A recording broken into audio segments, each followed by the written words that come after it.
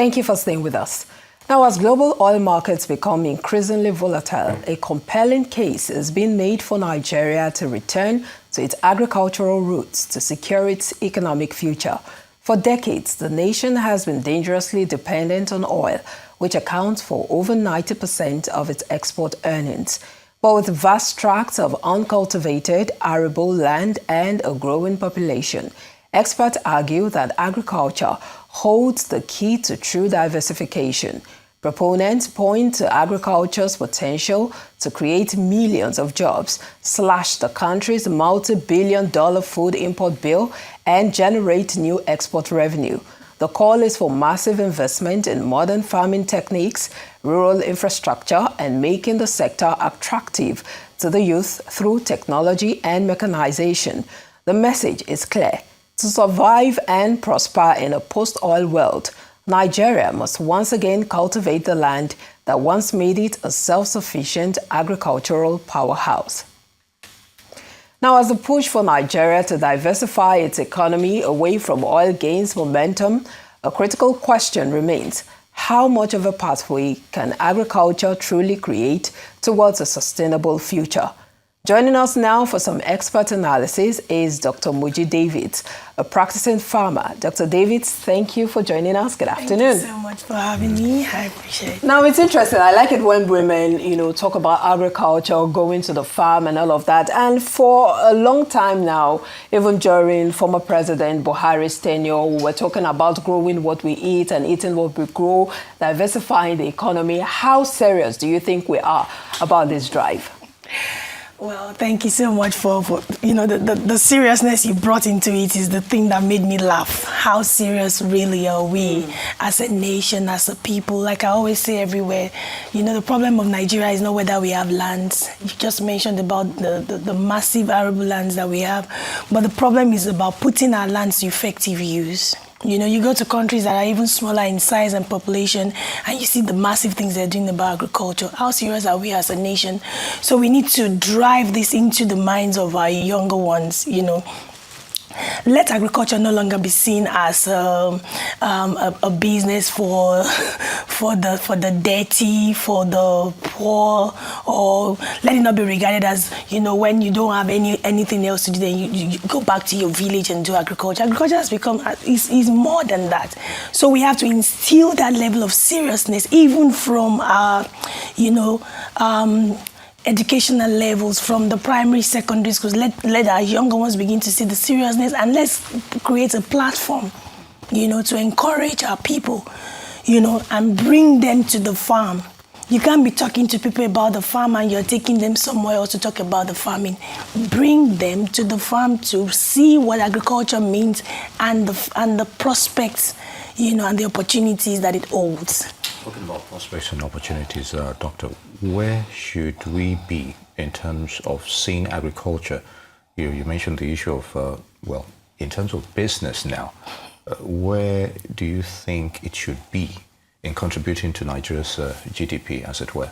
Currently, yes, it's more like small-time agricultural practices. In those days, we used to have large-scale famines, the groundnut pyramids, as you know, in the 60s and 70s, but all that has been eroded. Mm-hmm. So in terms of developing agriculture as a business, we should see it as a business that will, not just as a food provider. Yes. So where are we? How do we get there?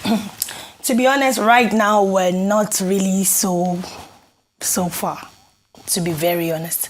And I really appreciate what the government, especially from the federal government, what the federal government is doing now, creating awareness and providing a lot of, funding and all that for the people to come back into agriculture. But this powerhouse belongs to the youth. So we have to speak their language. The youth of these days are not the ones that we want to transfer the cutlasses and the oaths to.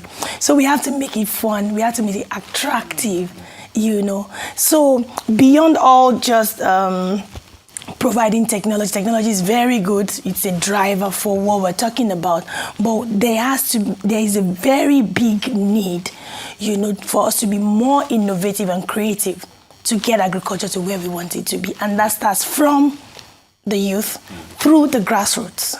If all the attention is coming only from the top and then the people in the grassroots are left behind, then we will not really go far. And that's why, for example, we at Xtralarge Farms, we are campaigning massively about agri-tourism, you know, finding a reason to bring people into the farm for other reasons than farming.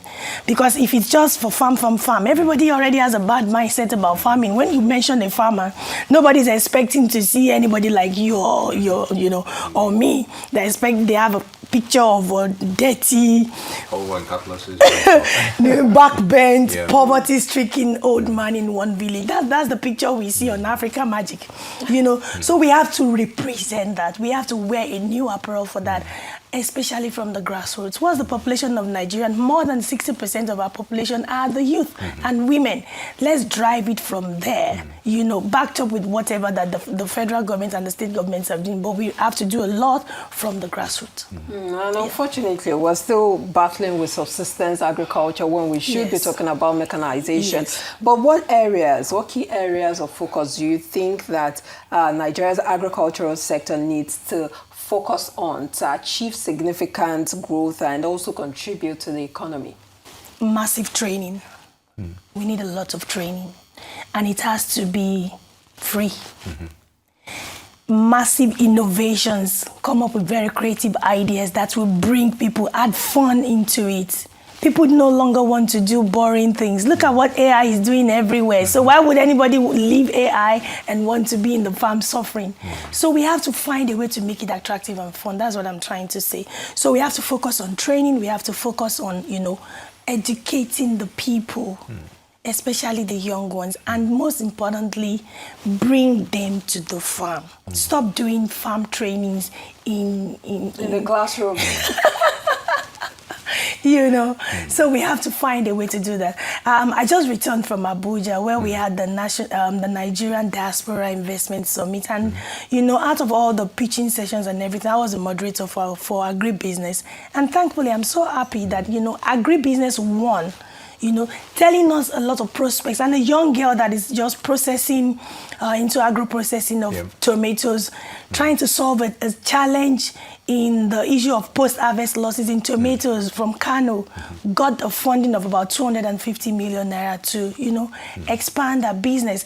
That's what we're talking about. When there's that kind of encouragement and that kind of platform, you know, that makes the young people want to feel that, oh, this is possible, I can also achieve my dreams. Because as long as they begin to think that, oh, because once I become a farmer, my life is sentenced to, you know, being on the farm, no light, no electricity, no good living and all that. But when we begin to create a better picture of what we're doing, especially with the way we are trying to infuse or incorporate tourism into agriculture, then we will really go far. You'll go far, but let's look at the reality on ground, especially in the north.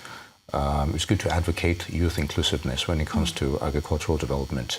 The issue of insurgency, you know, areas where there are food baskets are currently under threat right now by, you know, bandits, terrorists, or whatever you wish to call them. So how is that impacting on that zeal, that enthusiasm to get youth, you know, to be involved in farming as well? I'm sure it's not just, we're not talking about the Southwest, you know, all your advocacy is not focused on that alone, but at least penetrating where the food baskets are in other regions like the North. I'd like your thoughts on that. Yes, that is a problem that can only be solved by the government. The issue of security is not something any, you know, private body, whatever. It's affecting it. To be very honest, it's affecting it, because how safe can you feel knowing that, or how good can you feel knowing that you're going to the farm and you may not return? Indeed. You know, so we are using this medium to further call upon the federal government to you know, channel a lot more attention, you know, on those food baskets states to ensure that the farm communities and the farmers are well protected. You know, once they have the feeling that, okay, at least there's a level, they are doing a lot on their own, but if they know they have a lot of backup, you know, from the government, you're going to the farm, the roads are well secured, even the farming communities are well secured. And if possible, we should start training our people to be able to carry licensed arms, even as a farmer. Okay, we'll have to go now. I know that there have been a lot of conversations in that direction for some, pros and cons in that conversation. But thank you so much, Dr. Moji Davids, for pushing this thought. We've been talking about diversification for the longest time. I think it's time to put it into action. Indeed. We're speaking with Dr. Moji Davids, and she's been talking to us about diversifying into agriculture.